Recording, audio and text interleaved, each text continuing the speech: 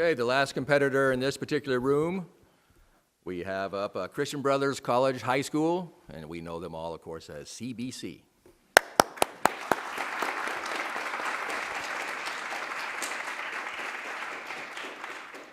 Hello, we are Christian Brothers College High School, and we are very excited to present our solution to this year's arch engineering project. This year, we were tasked with connecting the north overlook area of the arch grounds to the Eads Bridge.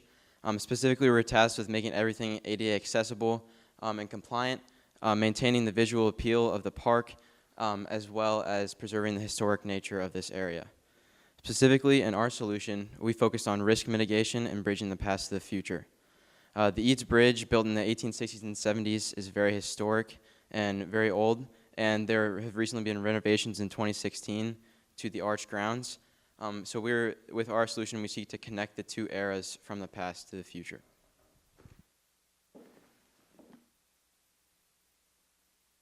So we wanted to focus on risk mitigation, and the biggest thing was avoiding construction on the Eads Bridge, as seen in the picture on the right, due to the unknown structure and the historical significance.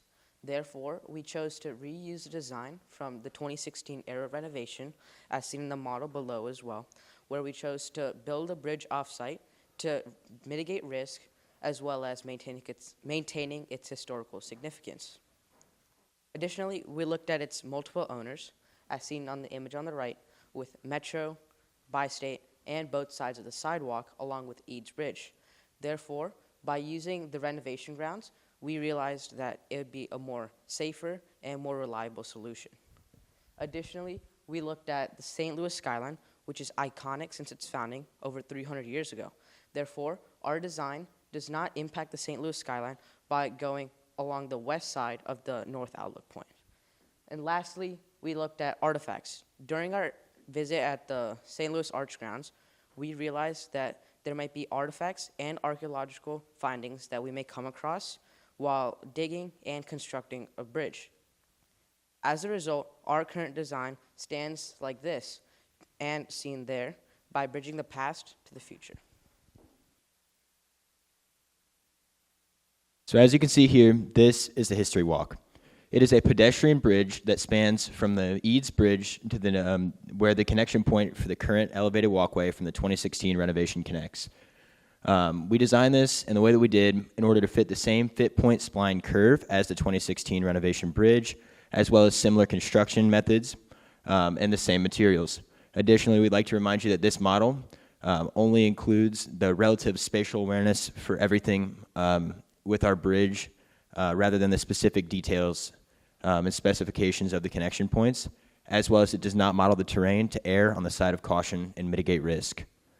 As you can see here from this angle a little bit better, we implemented 13 landings. This is the main difference from the current walkway from the 2016 bridge, and this is because in order to meet ADA standards, we needed a 1:12 slope ratio, which means that we need to have resting points. This is done through 13 resting platforms. That will be a perfect place to put historical plaques, as well as connect the pillars. Additionally, these will all meet and exceed ADA requirements of at least 5.5 feet, where at the shortest point they will be at least 6 feet. Another option we took is with that 1:12 slope ratio, it allows us to save over 200 feet of bridge.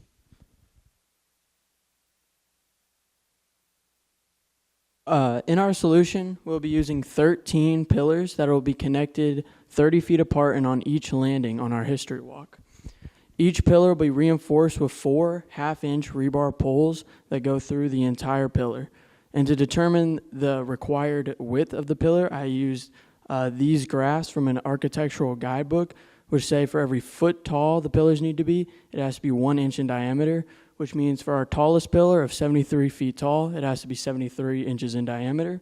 However, these were modeled off of a substrate, so the numbers may vary depending on the grade of the ground. And the grade is modeled on our model by the green paper that is put onto the flood wall. And in addition to this, we'll have a redundant 5,500 pounds of maximum load to account for the live load that will be put on the bridge. In doing this, we can ensure the safety of our visitors and the reliability and longevity of the bridge itself.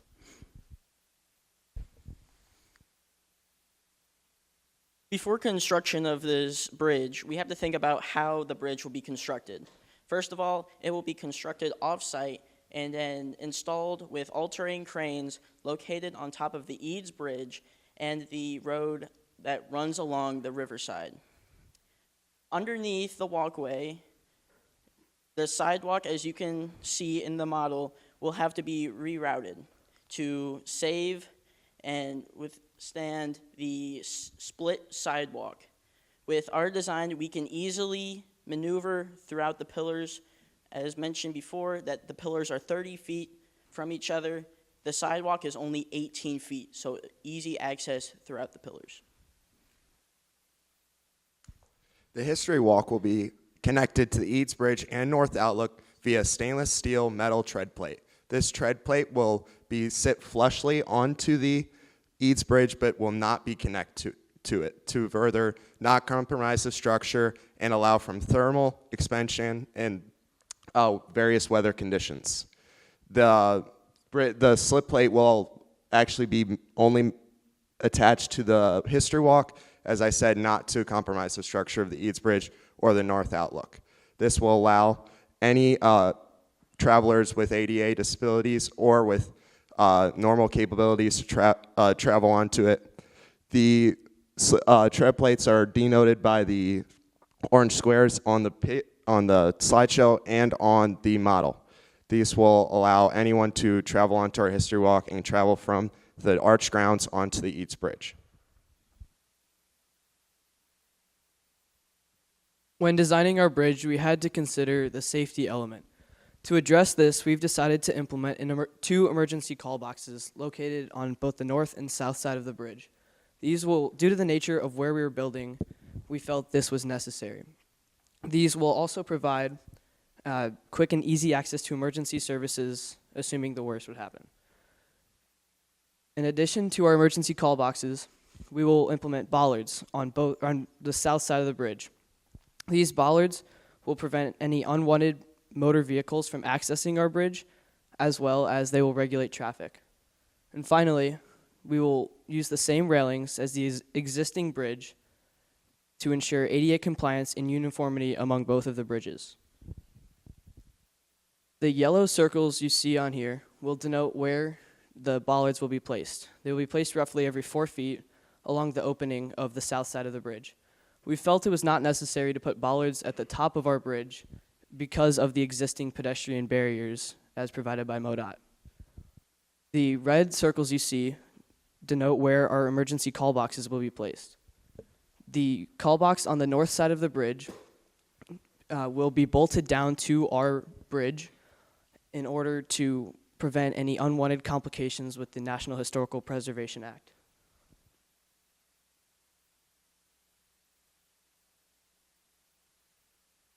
So, as one of our main objectives, we want to focus on maintaining the historical presence and significance of both the Eads Bridge and the arch grounds itself. In doing so, we plan on placing 5 historical plaques along the History Walk, which are represented by the green dots on the screen as well as the green markers on our 3D model.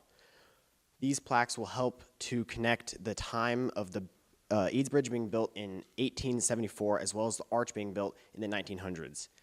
Along with that, we plan on placing an interactive digital display between the current pedestrian bridge as well as our History Walk, which will anchor attention of people entering the park. Here are pictures included of possible digital displays that could be placed there that would be interactive, and as well as a map of the arch grounds which could be displayed on that digital display. Along with that, we could display upcoming events within the Arch Museum, riverboat tour hours, park hours, or helicopter tour hours. Here, these represent what could be placed on the historical plaques that would go along the History Walk.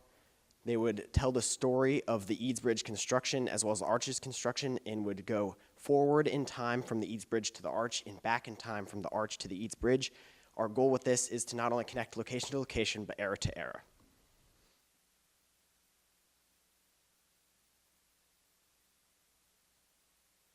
When we were on site of the arch grounds, we noticed that the stairs on the north overlook were not ADA compliant.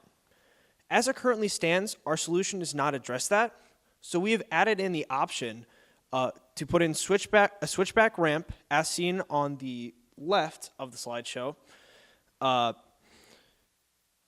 It'll go over the stairs to the north overlook, as you can see on our model right there. We don't have the switchback on there, but it'll go over those stairs. And on the left, my left, your right, you will see some just overall dimensions, angles, stuff like that, on how it'll look, how big it needs to be. Yeah.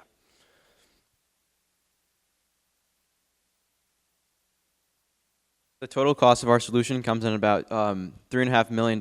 The main two prices come from the history walk as well as the pillars. We got these prices from Cosney Wagner, the contractor of the existing elevated walkway located on the arch grounds. However, ours is more expensive than theirs because it's longer, taller, and includes landings. Other prices come from the safety implementations, the post-landscape reconstruction, as well as the historical informational walk.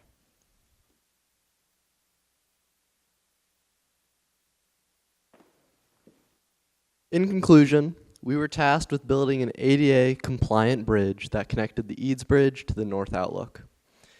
Our solution does this while emphasizing risk mitigation and bridging the past to future.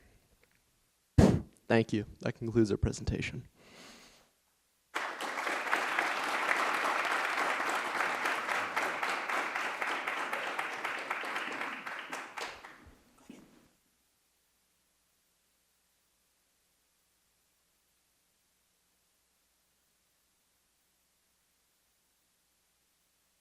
Thank you all so much for your presentation and for your design.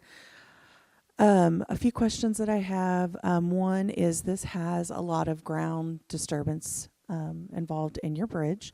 How are you considering archaeology in this and archaeological effects? So in order to mitigate the risk of this, we're constructing, this was actually renovated in 2016. And so this is all new landscape. And so we're constructing in this new landscape to avoid any archaeological anything that we could find that could cause any problems. I would just state that, the park was buried under 14 meters of dirt, and so they might not have actually excavated this part of the park down to what we would call sterile soil. So you would want to consider that and include an archaeological monitor in your project for that. I like the idea of the history walk. Are you guys doing that as a mitigation option? Do you think that this project will have an adverse effect on the park, on the Eads Bridge, or is that just a nice thing to include? So the goal with the informational history walk, which I'm guessing is what you're talking about, it's not that we're going to have any problems with the Eads Bridge or the park itself, because we're not bearing any load on the Eads Bridge, so there won't be any damage caused there. The goal is to just help inform people more about the Eads Bridge. As we know by what most people have said, and we actually agree with them, the Eads Bridge is way less well known compared to the Arch. So with our informational walk, we hope to help people understand the importance of the Eads Bridge and how it affected St. Louis. As well as on those plaques, we can inform people that they can find more information at the museum that's located underneath the arch. Thank you. Okay, you mentioned in your write-up that some of the columns supporting your walkway would be interfering with the walk on grade. You could mitigate that by design and your placement of the columns so you wouldn't have to do anything with the sidewalk. That's just my thought. The other thing is, and I thought it was great, you mentioned the length of your walkway at 620 feet. So that is actually one of the possible solutions. If we were to have made an elevated walkway, not a pedestrian bridge, it would have been 620 feet. This current design is 440 feet on the short side. Okay, so this one is 440. Yes, sir. Okay, Sorry. okay. That, I was a little confused about that, how that works.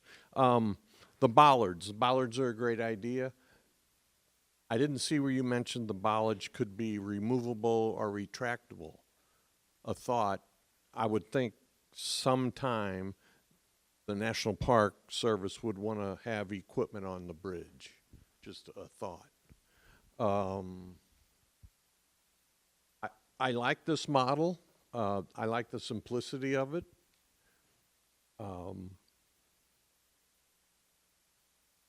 I would have liked to seen your stair. What did you call your switchback stair? I would have liked to seen that on the bridge, on the model. Okay.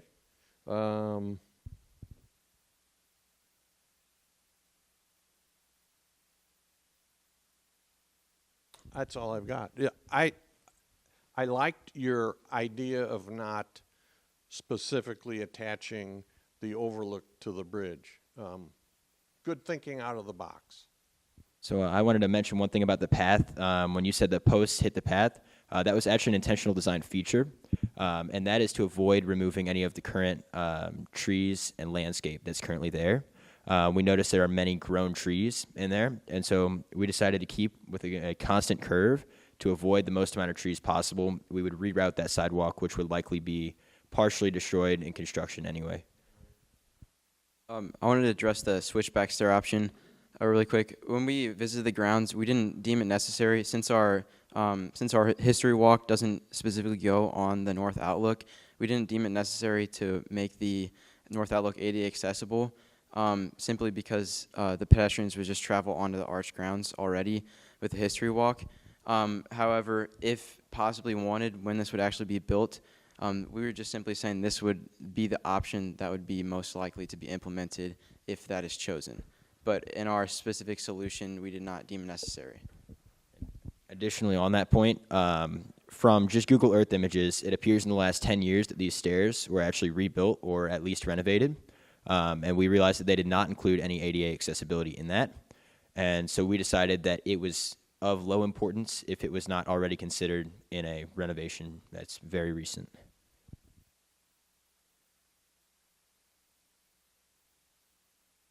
Pretty much answered my question with all of what you both just said. I was wondering if you had explored any other ideas as far as accessibility for that north outlook. And I think that your solution was a simple one that blends in with what already exists. Did say that you thought that this was the best solution. So did you explore any possibility of connecting just straight over to the north?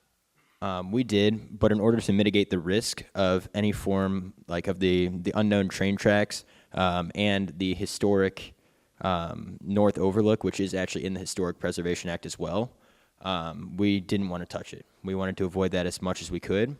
And so in exploring those options, the ADA accessibility seemed unrealistic, and we didn't want to risk anything with touching the historically preserved North Overlook. Great. Thank you.